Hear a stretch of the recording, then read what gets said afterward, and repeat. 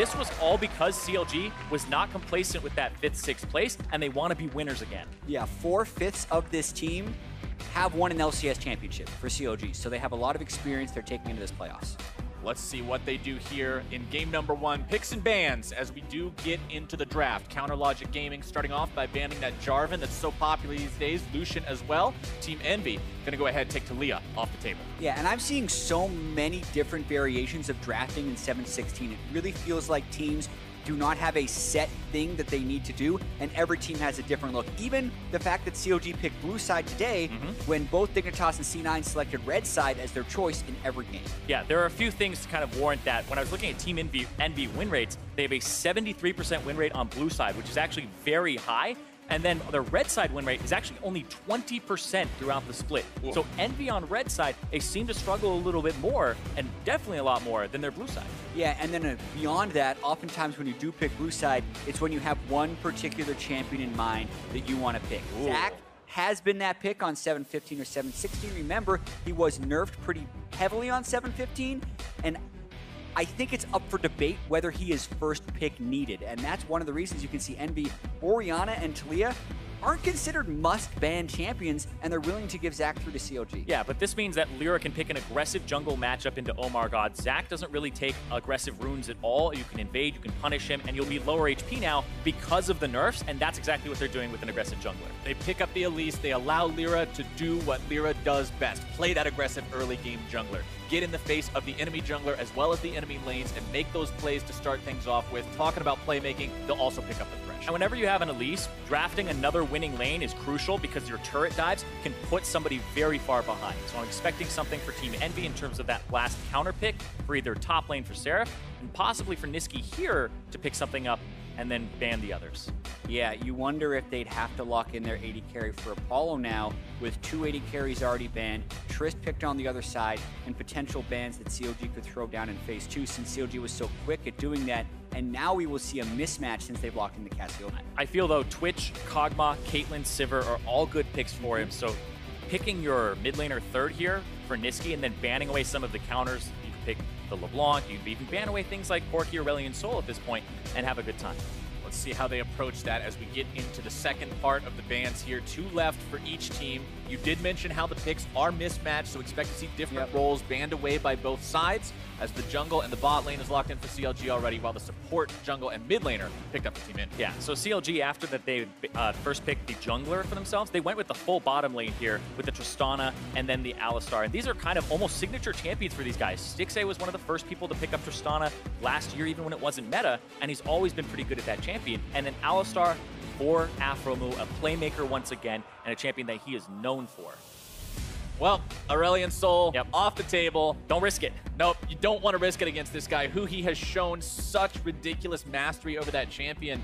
And when discussing the mid laners in the North American LCS, it's always a point of conversation that comes up when I'm talking to you guys or anyone else, who he forces this ban so often. And it's such a weird, out-of-place ban that you wouldn't do against anyone else. Yeah, and there's also now been 4 bans against Huhi, 4/5 of the MD bans against him. Not to mention, the early game jungle matchup favors Envy with the Elise against the Zac. So I feel like Huhi's in a very difficult position now that many mid laners have been banned away, as well as having the poor jungle matchup. I believe that Huhi actually receives the second most bans in terms of target bans in the NALCS. Bjergsen is number 1, and Huhi is right behind him. Well, I mean, this was a player who for a long time was looked at as having a very shallow champion pool. People were looking at this guy like, oh, as long as you take Aurelion Sol away, so what if it's a weird ban against anybody else? It shuts this guy down. Who cares? Take him out of the game. But now his champion pool has widened so significantly, he has a lot of different options to fall back on. The option that Team Envy going to fall back on for pick number 4, the Caitlyn, that has been such a staple of top-tier picks and bans throughout this split. Exactly, and this is another one of those champions that we see on 7-16. Much nerfed than what we have seen from her all year. For the Caitlyn, we'll see how well that can do laning-wise against COD to scale into the late game. The blind pick top laner is going to have to be done with the Gnar right there, and now we'll get to see what Huhi has to say about it. It's funny how people always said he had a bad champion pool. He was the one who said he played too many champions. And this is one of the champions he actually does play. And it's one of the champions he tends to excel on. In fact, after he succeeded with this in the LCS split, in one series, he played it twice. It was banned for like a week after that against him, so being able to absorb all those bans and still get something that is unique to him is a Huhi thing. Yeah, and one thing about Vel'Koz that you always have to keep in mind is if they have gap closers, they can close distance on you and possibly jump on you and kill you. He actually hasn't died on this champion yet in the 2 games that he played it. The champion has so much power loaded into the kit as well. The amount of damage that can come out from him if he gets time to full fire that laser into multiple people is absolutely insane. Keep your eye on him during these team fights. Want to go ahead and cover the last pick by Team Envy as the draft closed out. They got the Shen there in the top lane to go up against Darshan. Yeah, I was actually expecting the Shen to come through for Seraph. It's banned against him very frequently. And also against the Gnar, it's not an awful matchup. You sometimes have kill pressure when he's mini Gnar and you get a gank. But like I was saying, having a lane that has gank assistance when a winning lane allows Lyra to come to those lanes and upset them. So Lyra can play to actually either side lane here, whether it's the Gnar pressing in on the Shen, or it's the Caitlyn Thresh pressuring in the Alistar and the Tristana. And I really want to watch Lyra, especially at the beginning of this game number 1, because like Kobe was talking about, these 2 teams played each other not long ago towards the end of the regular split, and CLG absolutely dismantled Envy by targeting Lyra, by making sure they kept that win condition offline. I want to see if they do it again or if Envy's wise to those tricks. Yeah, and it's going to be on the Envy laners, in a small sense, to protect Lyra from something like that happening. We know that Zach generally can't do that to enemy junglers early, but if Envy's laners push up, ward in the right spots, it's going to be very difficult to shut down Lyra in this game. You know, boys, I'm so happy that these days, whenever we see an Alistar pick, it's always some chroma or some sort of version of the Cowbell Alistar, so we're never going to be without that special taunt. There's 2 types of people in the world. There are people who like the Alistar Mukau skin, and people who should be banned. Exactly. There's people who are wrong. Exactly. But CLG. Also Bubblegum Zach users. Let's go. All right, Bubblegum Zach, fanning out, level 1. CLG just sort of going to be guarding the entrances to their own half of the map, making sure that Envy's not up to anything too tricky to start this series off. It is a best of 5, going to be longer than what either of these teams are used to playing in the regular split, obviously, so there's going to be plenty of time to adapt and change strategies as we go game to game. I would not be surprised if we saw something different at the start of the games as they go on, but right now Afro Mood just having a good time. On one of his signature picks as well, and as we mentioned in Champion Select, Stixxay, a fairly signature Tristana as well, as that was the champion he won his first LCS championship on. So maybe there is a certain level of playoff comfort. What's funny is Omar God's first LCS game was Huhi on Vel'Koz as well. So we got that extra little tweak in this, which is fun for CLG. And this is something that the Zac can go ahead and gank mid from one of the Raptor Brush, and then with that CC, give enough time for Huhi to open up on the Vel'Koz. That combo is actually incredibly potent against somebody who doesn't have a mobility spell in their kit. Look at this, Envy doing something clever. Going in for this. Level 1, getting into some action. Afromoo going to be soaking the damage from this one. Omar God still staying on the red buff. And they're standing here. They're going to force push off.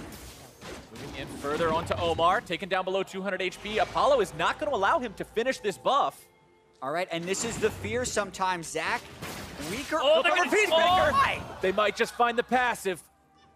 He always had Lyra's going to the other side. Well of his smite, but this is what's happening. Seraph gave a extended leash for Lyra on red buff, so he powered through that as the Caitlyn Thresh as well as Niski invaded in. So in the regular season when we talked about all of CLG ganging up on Lyra, all of Envy just ganged up on Omar God, and that's unlocking Lyra to double buff early on. And that is such a good strategy there to shut him down and get Lyra so far ahead, because like I said when Zac was selected, very exploitable in the jungle. You're typically taking cooldown reduction runes. You take W at level 1, which has no CC. Taking a fight as Zac is almost a death sentence, so you can't even fight that 3-on-3 against the mid laner and the bot lane of Envy. Lyra will also leave that small wolf alive in the camp to delay its spawn even further. You can see the fan vote there. Over 3/4 of the fans think CLG is walking away with the win, but Envy with plays like that at level 1 will do everything in their power to stop that. Yeah, this is brutal because it's not like Omar God got pushed off red to just go to a different camp. He recalled, so he's a full cycle behind. That was a lot of damage on the stick save from Hakuo and Apollo. Nice death sentence to start that one off. Yeah, Apollo with the net away there too to get some extra damage onto Afromu. But they're straight up just winning this bottom lane as well as the mid in CS and the jungle. You now get to control Omar God. You took all of his top side jungle. He has to clear bottom side for experience. Seraph is safe for the next few minutes here because of that. Yeah, an incredibly quick 3 buff for Lyra, and now he actually has all the options because he knows that Omar God isn't going to be level 3 until about 4 minutes, just based on what he did to his jungle. He knows what he has left and knows how long it takes a level 1 Zac to solo 3 camp the red side. Nice trap.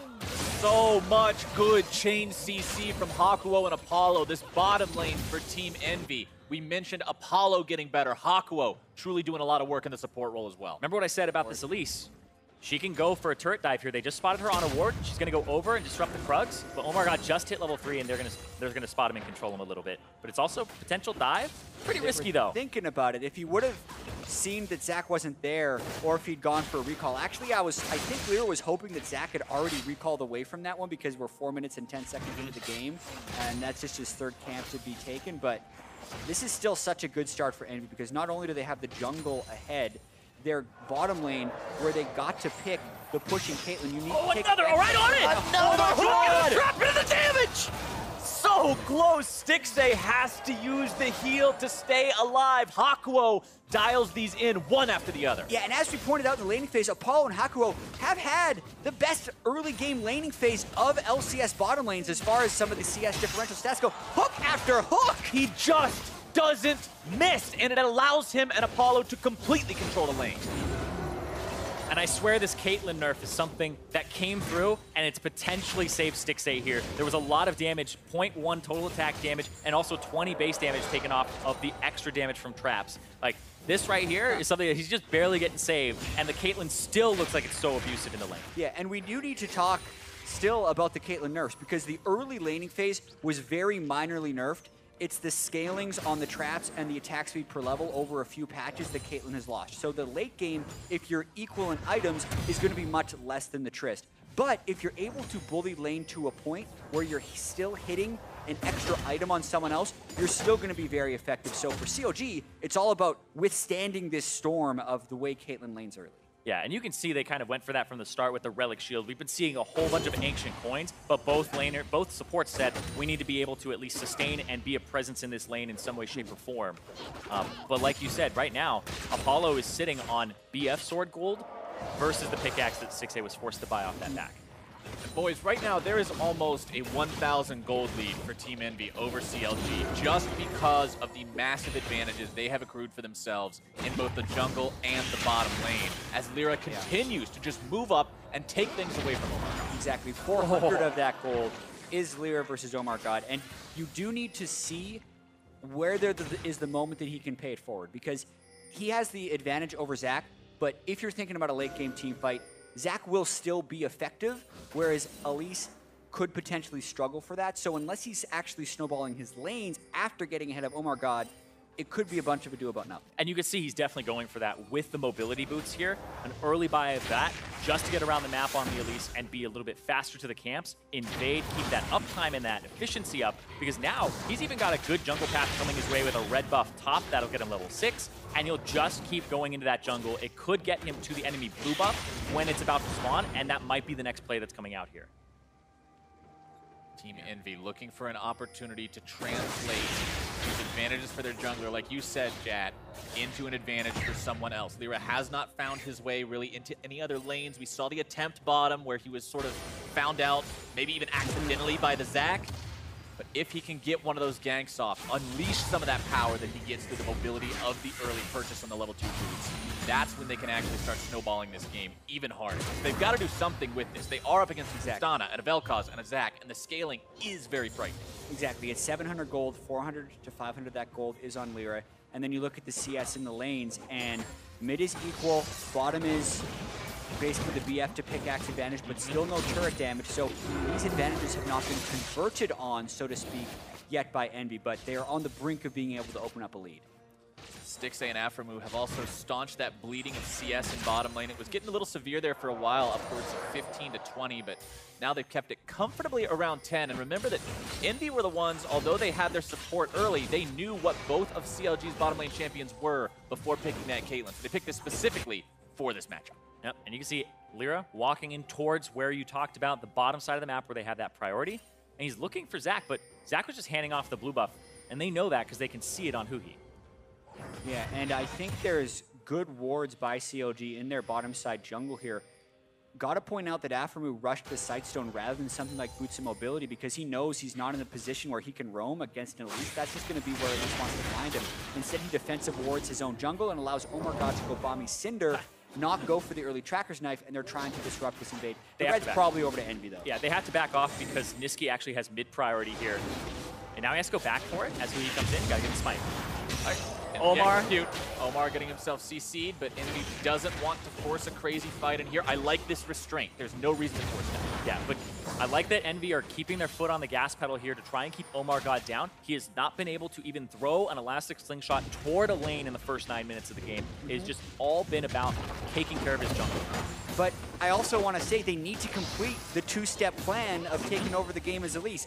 Take over the enemy jungle, help your lanes. Yep. He's done the part one, but the lanes still actually haven't been assisted by the Elise. So Zach has an elastic slingshot of the lane. Elise hasn't cocooned a lane either. And talking about those lanes, topside, Darshan, 85 CS to the 70 of Seraph. He's doing good for himself right now. Seraph missing the taunt means the setup is not there for Lyra. That was really good from Darshan there. And also, here comes Omar God. This could be how they turn the game around. There's the elastic slingshot in. That's bold. Or goes after it, but not going to make anything happen out of that one. But they also have Huhi roaming up, who had that mid-priority. So it's 3 people strong on the top. They're forcing Seraph off. And that top lane turret actually has taken a lot of damage so far. It's half HP. And that's the power of the Gnar, right? You have the ranged auto attacks. You're going to shove your opponent in. You're going to put this pressure down. And now with the TP coming in from Envy, you may see some playmaking happen.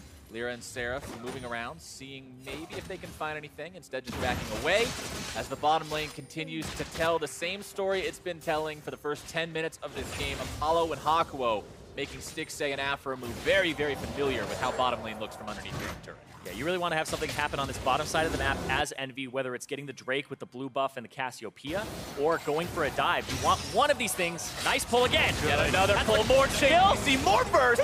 Close. Ace in the hole coming through. Aphromoo with a nice point-blank block onto that one, barely getting himself away too. CLG survives another day, but Lyra wants to make sure he can change that if possible. Mobies are up, not going to go around. Little too late. Niski, meanwhile, on the Dragon. Who needs a jungler? He's got a blue. That's enough to take it down for himself. Lyra moves in. Smite Secure will be there, and that is objective number 1. It's about to be number 2, too, because I believe this bottom lane turret has enough minions and enough damage here to go down and be first turret for Envy. Depends on what happens top. Now, race. It's actually rather close here as they get the last hit. There you go. Wow, that was first turret bonus. very close. Very, very good by Seraph, though, to back up here because you know you're making a play on the bottom side of the map, and Omar God was not spotted on that bottom side, so you have to extrapolate that he's top, and they did exactly that. Turret for turret, but again, the farm advantages and that split-second turret, first turret extra gold makes it so Envy is still ahead by about 1,000 gold. So far, there's no Drake up to fight for because they just took the Drake for free.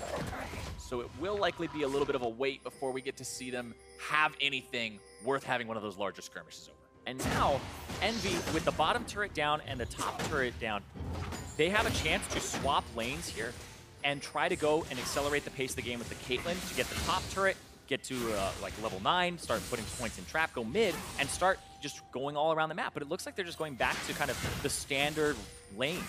Yeah, and you do need to be able to transition this once again. Lyra has been running around with Boots of Mobility. He had a huge amount of gold in his pocket, just finished the Runic Echoes, so that's when you really become almost a one-shot threat at this stage in the game, when no one has built up any health from health per level, or been able to build any magic resist. So with the Caitlyn, who has the BF Sword and the Pickaxe, you would want them to swap the lane 3-mana wave and force Zac to come fight them while the Zac has this gold and item disadvantage. But it looks like they're just continuing to push down bottom. I remember last split, story for Envy, large gold leads, best 10th place team, but the macro game, the mid-late game, the transition was always a little bit off. And that might be a little bit reminiscent of this game here, because if they were to go top side, there's no dragon, you're not fighting over the bottom side of the map now, and you force CLG to rebuy control wards and place them on the top side, because they're defending bottom right now very heavily.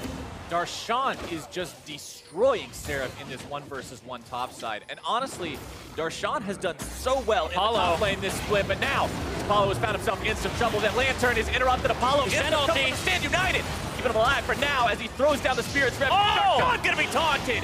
And Seraph comes in, seeing what they can do. As the lasers fired off the first one for Darshan. Lyra now going to be taken down second. It's a 2-for-0. Niski comes in on the 1-6. They might be in some trouble, but Niski may yet find his mark. Niski takes down Stixay, now looking to chase down Omar, grabs the double kill. 3 down on the side of CLG. Niski still trying to get away, but not gonna do it. Darshan coming in to clean this one up a little bit. Apollo still walking away. Darshan, can he find that boomerang?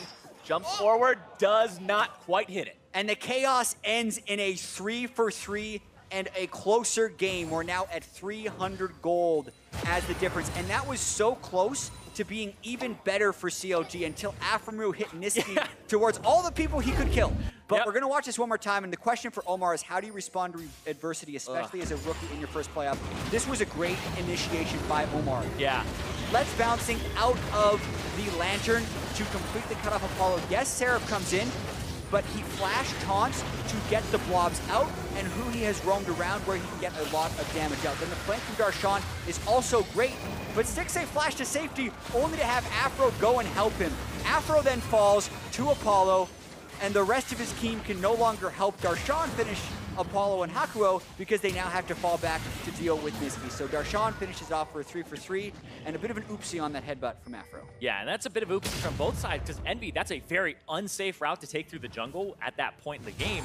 And like we said, the swapping of the lanes just hasn't happened for them. And there's a bit of a timer on that, right? Where we're saying they should swap it so they can keep pushing that Elise, the Caitlyn advantage. And then when something like that happens, you get the Tristana towards her Infinity Edge, towards her next item. And then the pace of the game actually is favoring CLG, because even though they don't have that winning lane, now we're seeing it come through where they swap it. But even though they don't have the winning lane, it's just not enough of a gold advantage yet for Envy to be kind of out of the woods with this. Omar God moving up, taking out one of those blast cones. Afremu also hanging around down here, seeing if CLG has the manpower to take down this tier 1 in the bottom lane. Stixay's Tristana very, very effective at doing just that. He'll throw the explosive charge on there, and these three should have no issue getting rid of this. Yeah, this is 3 people on this tier 1 turret though, and now they just reached this top turret. It doesn't even look like it's too much of a stacked wave. But they may be able to get it here, but I feel like it'll take another wave crash. Yeah, and you can expect this type of swap to come through. That's why Darshan is already backed away. Lyra wasn't even in position to do the same 3-man play, but you have to respect the play as if he was in position because you would die if you end up staying on your turret. Omar makes the roll mid, though. Oh, Niski on Niski between 3 people. The beam comes out, and he is out of there. Who he grabbing the kill? That's now Lyra trying to finish off the Rift Herald. You got to touch it, though. Must protect the Rift Herald. Now they're just going to defend it, leaving it on the ground. Omar jumping in. Hakuo trying to stop him. Box is down. Brutal to Omar, and he's spider food. Get that Herald. Onto the ward, now canceled. They want to get the Herald if they can, but CLG playing protection around it. If you can stop them from picking this up, you make the objective almost worthless. You get the 100 gold, and that's it. You know what's worthwhile? The mid-turret! That's worth more than 100 gold! Yes! Oh. That was really well played from a macro sense from CLG. They were able to get Niski with that gank, and that changed everything. They lose mid-priority from Envy's side, and then they push it in with the Tristana off of the swap because they had more tempo from the bottom lane. And I have to credit Darshan for this as well. Instead of just waiting at his second-tier turret, he goes to make a play while Caitlyn's trying to finish his off. Very near to steal on the Rift Herald, and this is some over-exuberance by CLG. Omar gets flayed out. The burst damage from the Elise as well as the Caitlyn comes through. He does not have his passive up, but then when the teleport is canceled from the Shen, Envy kind of loses all pressure. They can no longer force to go back in to pick up the Rift Herald, but they also can't clear up the mid-wave with Niski dead. Yeah. Well, they will grab Mountain Drake #2 themselves, which means as we go later and later into this game, and as Baron becomes an objective on the map, and as turret pushing could become a huge issue in terms of racing down your opponents or getting something on a rotation, they are going to have that edge. Yeah, and because they have those double Mountain Drakes, like the siege composition and what EnVy really want to do with this Caitlyn is set up those traps. Apollo, level 9, 3 ranks in the traps right now, so he's definitely kind of pivoted towards that as opposed to maxing with both of a Peacemaker. And the Mountain Drakes are going to help them when they get to these turrets and potentially help them push, but they have not been ahead at all so far this game in the turret shoving game. They are 3-2 currently.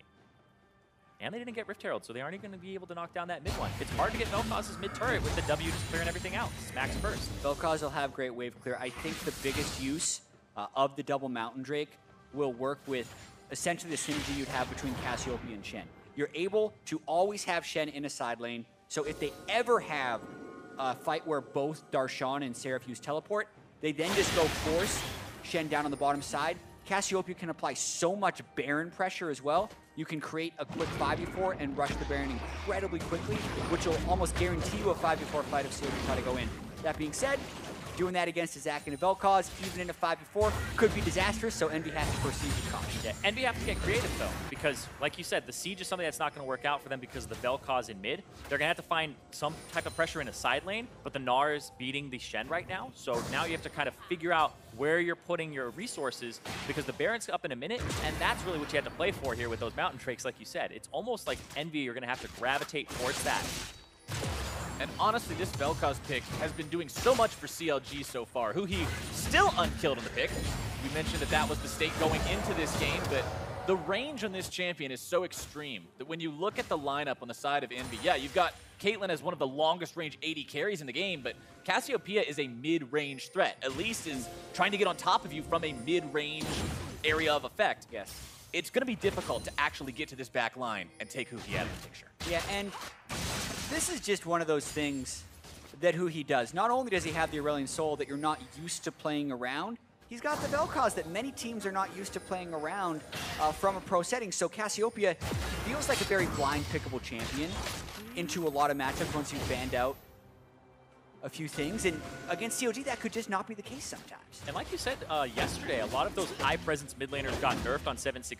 There are those untouched champions that are just kind of waiting under the surface for when everything else gets nerfed or banned out. And now you're looking at a best of 5 where this first game, if they aren't able to deal with this Vel'Koz with the amount of engagement they've drafted, you might be spending more than 4 bans on Huhi.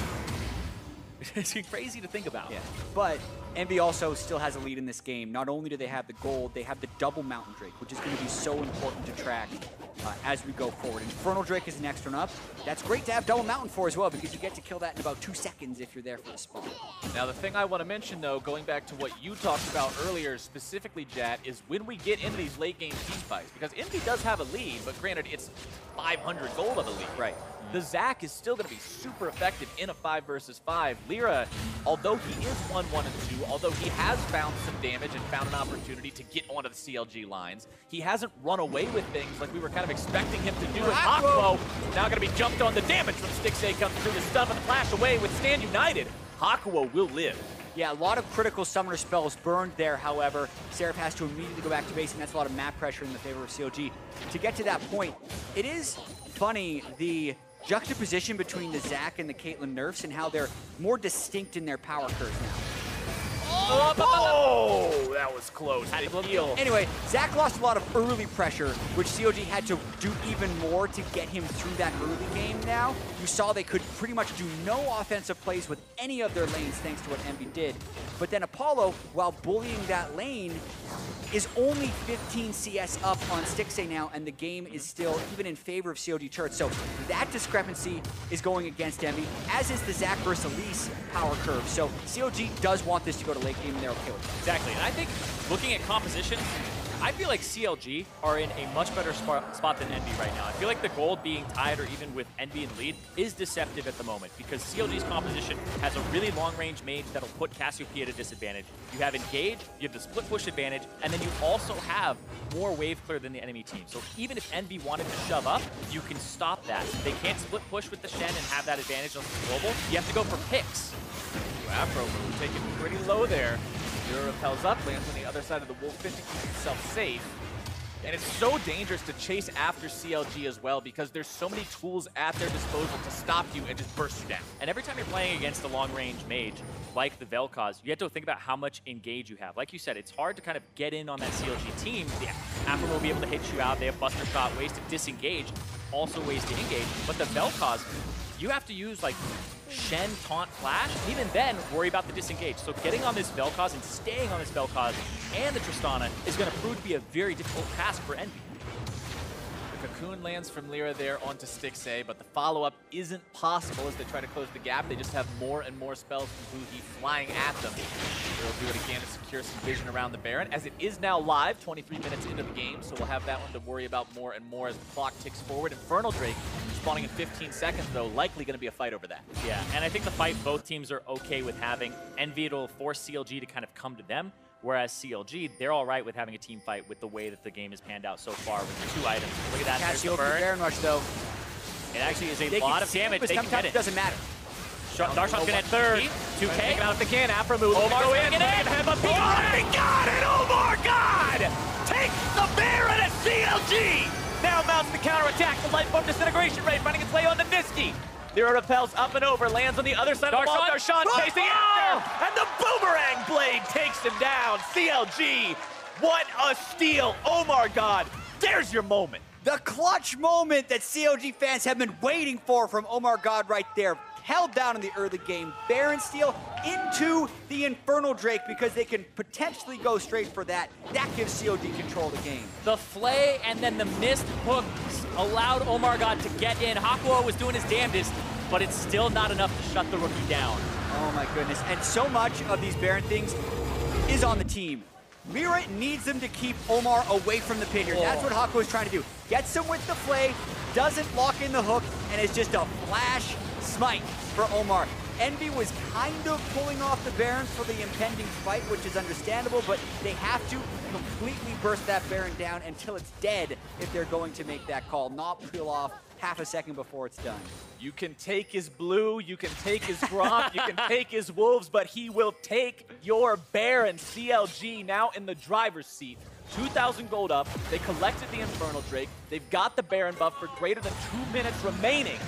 But now, what can they do with it? They need to get some turrets or something. As Omar God starting up the fight yet again. Light bomb to stay hooked. Gonna be done away. The bottom laners, Hakuo in some trouble. Nearly gonna be taken down, but who he dies first? Afro second. Envy may have found their fight. It's 1 for 2 overall. They lose their AD carry, but take out the enemy mid laner. Getting he out of there is very important. But now they're going even further. Hakuo too low to really participate too much in this fight. Seraph gonna be pulled to safety. Walking away with the explosive charge. Tier 2 likely going down here as it does only have a sliver of health remaining. Envy retreating back into their own base. They're in a 4 versus 3, but that 3 from CLG shows no fear.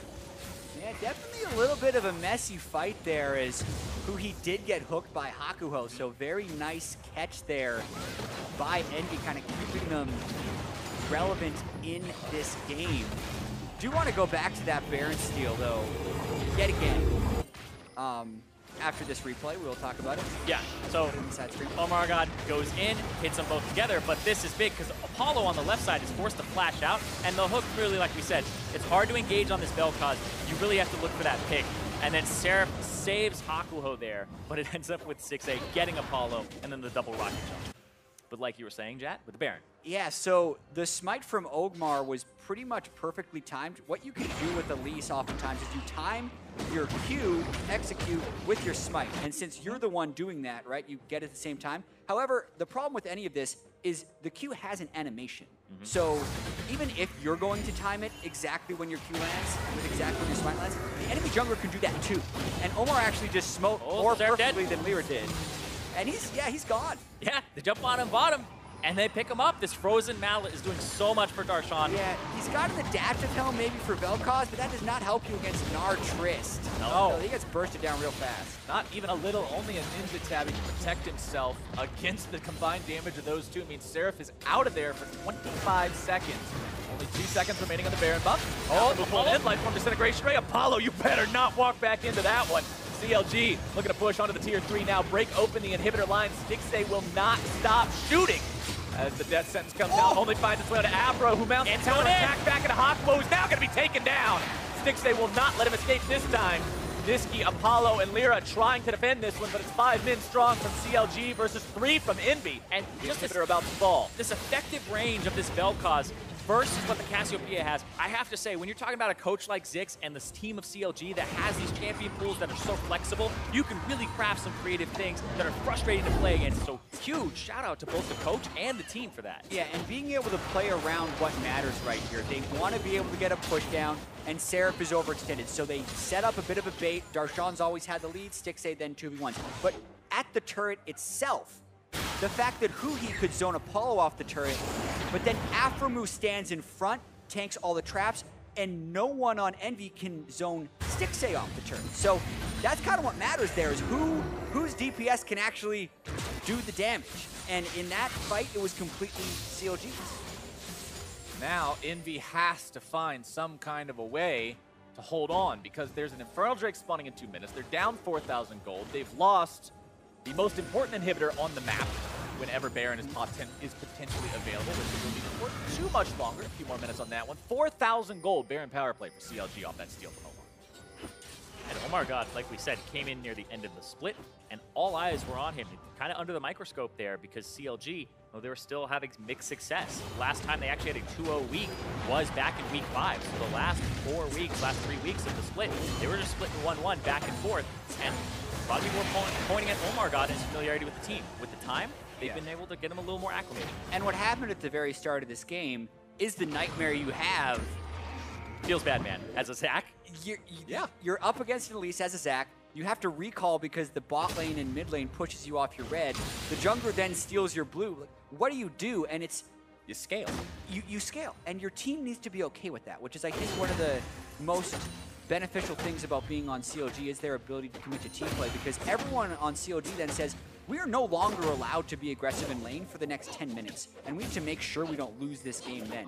And they did that. First blood didn't happen until 13 minutes or so into this game, and that's the big thing that allowed Omar God to scale back up, was the team playing around. And like you said, you have to scale, which involves Omar God not dying, not going into dangerous parts of the jungle, and they all kind of control warded for him, and they were able to get some picks back to kind of equalize the game. Because Omar God, I was watching his wolves, the one that Lyra had just left one up for a long time, it actually went through a full cycle of the jungle respawning, and he didn't clear it because it was an unsafe side of his jungle. Now, speaking of scaling, gentlemen, both AD carries have hit that big 3 crit item power spike. And going back to what you said earlier, Zyrene, remember, the nerfs to the Caitlyn were more towards that late game. So things are starting to favor the Trist more and more now. CLG moving on to Infernal Drake #2 for themselves. EnVy nowhere close to the Yeah, double Infernal's gonna just be icing on the cake, not to mention he has Last Whisper ahead of Apollo, so his champion has better attack speed scaling as well as just having more gold. And the Baron setup is going to be really critical right here. They do not have the Mountain Drakes that EnVy has. Elise is a tremendous Baron stealer, so I think CLG, unless they get just paramount vision control, is going to be looking to find a fight. They got a Righteous Glory on an Alistar, and they still have the Zac initiation. So when EnVy tries to stop this is when CLG is going to try and pounce. Righteous Glory is one of my favorite items in this entire game because of what it gives you in terms of a trigger pull for starting a fight. This can make a play out of something that otherwise would not be one. Darshan stealing the blue buff away from EnVy. Even if Lyra would have been able to get that, it would have guaranteed that it was kept out of the clutches of Niski, shutting down some of that twin tank spam a little bit, which is always what you want to do as we get into these later game fights. 31 minutes into the game, people are starting to hit. It's not just the AD carries, it's everybody.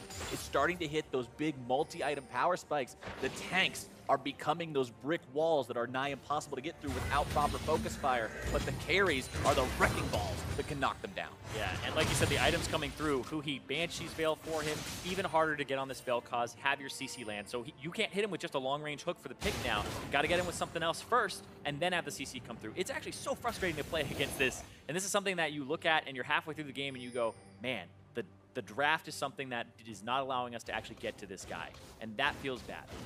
Yeah, and thinking about League of Legends in this way as they start Baron could be very interesting. Aphromoo playing like he's clearing wards while the rest of the team is on Baron, and EnVy's just not in a position to stop this. Apollo's all the way back in the base. I don't see how EnVy does anything against this unless they go for a Miracle Steal. No. EnVy not getting anywhere. Finding some stuns, some damage out onto Afro Moon. Repel up from Lyra, but he's not going to be able to land really anywhere. Has to flash back over the wall. The life form Disintegration Raid chasing him down. Stixay comes over. He's going to take him. A killing spree for that Tristana. CLG now marching down the mid lane. They've got 5 versus 4 for 40 seconds. They've got Baron up. It's time to push mid. Yeah, Seraph not ulting in on Lyra. Left him dead to rights right there. Probably wouldn't have been able to save him since Stixay could have still followed a flash. We'll have it if CLG try and dive, but as you mentioned, 5v4. Push comes out, not finding its way onto anyone. The Tristana just does so much damage to these objectives at this point in time. Seraph now has to be pulled to safety. Dark Passage down means EnVy cannot step up. Inhibitor number 2 under fire and under the ground. That thing's out of here for now as Darshan takes it out and CLG rotates over back to the bottom lane inhibitor they took down before, now going after that for the second time. And even though there's a CS advantage for Apollo, there's a level advantage for Stixay. They've been giving him those solo lanes. They got him. He hit him with 2 Qs and pressed the ult. And now they're destroying the rest of EnVy. Both of the damage dealers are gone, and CLG will likely make their victory push here. Huhi, in the blink of an eye, just deletes the remainder of Apollo's health bar and likely seals this game. Stixay now caught out. There's no way to follow it up. CLG jumps in. Omar grabbing the kill onto Lyra as Seraph tries to get himself out. Hakuo's not going to be doing the same. Stixay's on a rampage, and CLG, 34 minutes into the game, take game number 1. Just like that, you land enough skill shots on that Vel'Koz. He killed Apollo from 1,500 units away, off screen basically.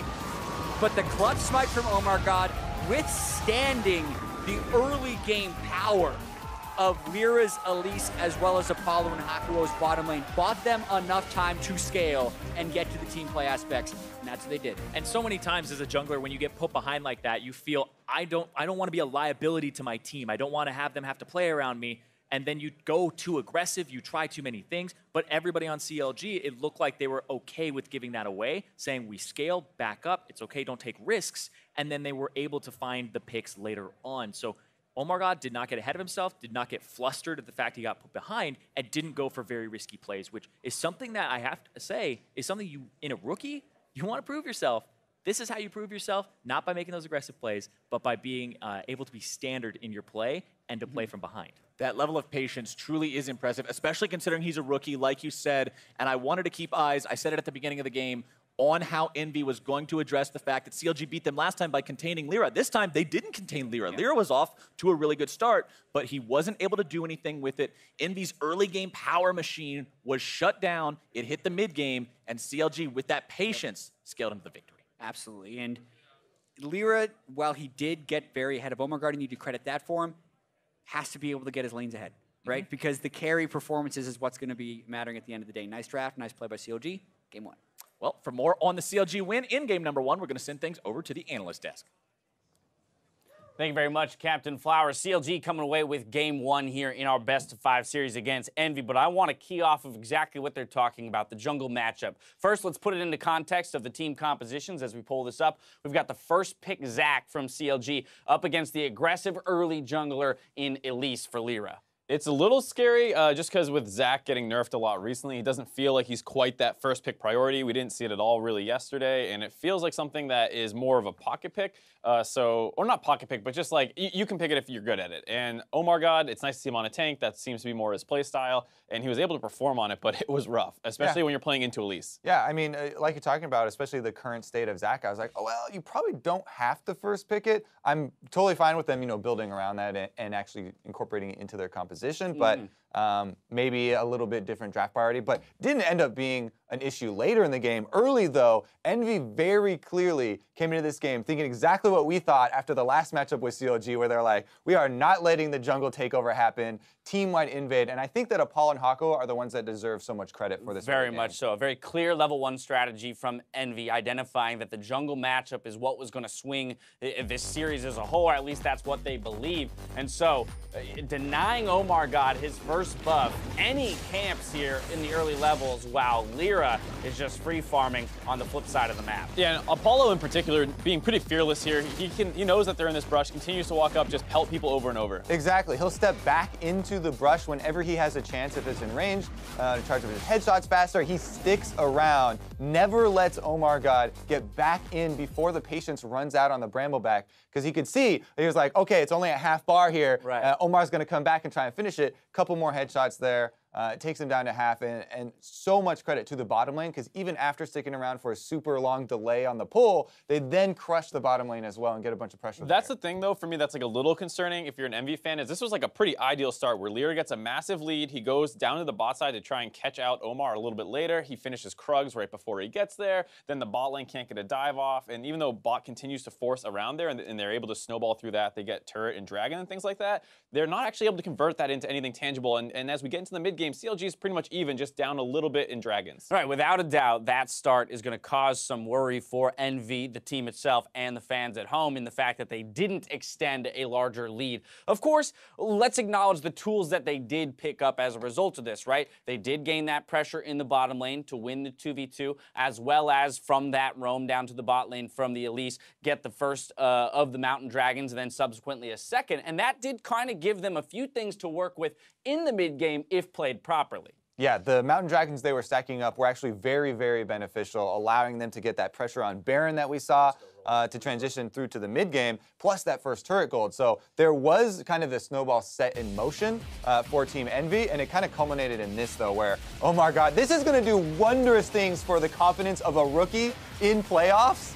Yeah, just gets complete revenge on Lyra here. You may have destroyed my early jungle clear, but I'm going to do the more important play this game. I'm going to steal the Baron. It was a great call by EnVy still, all things considered. Just double Mountain Dragon with the Elise and Cassiopeia is insane Baron damage. They almost got it down in time. Just, you know, Lyra, a little bit misexecution. Didn't seem like he comboed his smite with his Elise execute, and as a result, Zach picks that one up. And after that, it was kind of off to the races. You see the gold graph there just jettison up for CLG. We don't even have a tooltip for Vel'Koz. That's how rare that pick is. I love it. No, here's who is he? Yeah. Who is that mid-champion? Oh, yeah. Who knows? Who knows? But Favoritism by the Riot broadcast. I do think that the confidence piece is a huge thing, right? When it comes to a rookie in your first LCS playoff, game number 1, you get focused and then you make the big play for the team to dive back into it. Again, when we talk about was already a lopsided matchup in terms of expectation, feels like it just became even more so. And I think the thing is which of these two trends is going to keep up? Like, can EnVy keep getting early game leads and then just execute a little bit better around Baron? Or is CLG going to bounce back, not give up this huge deficit in the early game for their jungler, and then actually make plays to get their own leads in the mid game? Yeah, EnVy has been a very good early game team at multiple points in their history, and that is not an area that people even question anymore, right? So that is still going to be something that CLG have to worry about. Another thing they have to worry about is there were some kind of questionable engages from them where it didn't seem like the entire team was really on the same page. A couple of missed seconds, basically, for spread out. And those second-long gaps leave a lot open in terms of the way that things can go in the other direction. I do want to push us ahead towards game 2, just because, interestingly enough, EnVy has selected to remain on red side, and we heard Zyrene talking about their win percentages throughout the season, blue versus red being quite disparate, but I think it points to a lot of what we're seeing here on patch 7.16 so far in the playoffs, is that the majority of teams do value being that counter pick, getting the 2-pick first rotation as opposed to the 1-pick first rotation. I mean, if you're EnVy and you're looking at your draft, you're pretty happy. You have a really strong winning bot lane. Your jungler is very aggressive. You make some plays. You have a great scaling champion for Niski, who is great on Cassiopeia. So this feels like a great game. Shen just has to hold on topside versus Gnar. And then, I mean, if you want to run this strategy back, great. But you're kind of assuming here that CLG is not going to adapt and change up their game plan. Yeah, one of the biggest, strengths there that we saw, the resiliency of this team in Champ Select. Huhi is fine going, okay, you can first pick your mid laner, you can throw more bans at me. He has this stable of mid lane champions that is so different from the rest of the league, and he can still play the meta champions as well. So that was definitely a big asset for him. Do you have any concerns around the top lane matchup? I know it didn't play a major part necessarily in this game, but we did see a massive CS lead extended by Darshan, as well as a crazy amount of split push pressure, and I could see that becoming more and more a key matchup in this series if EnVy's going to even have a chance at coming away with it. I actually think it's more important than we've really talked about this game, just because if that matchup's going more even, CLG does not have a mirror play to go for while their bot side is getting kind of smashed and pushed in. So this was something that it's under noted with how much attention was down on the bot side. But with that 20 CS lead, the pressure, Zach went top and almost got first hurt at the same time. So they actually didn't end up down tempo at all making that play. And that's something that if Darshan is not continuing to do, like that is a problem for EnVy. Yeah, with the way that those two players have been playing this season, I expect Darshan to have the advantage in top lane every game this series. All right, well, a good little comeback from the rocky start here from CLG in Game 1, but we're going to head to a break. When we come back, we'll see if Team EnVy can pick up their own win versus CLG in Game 2. Don't go anywhere.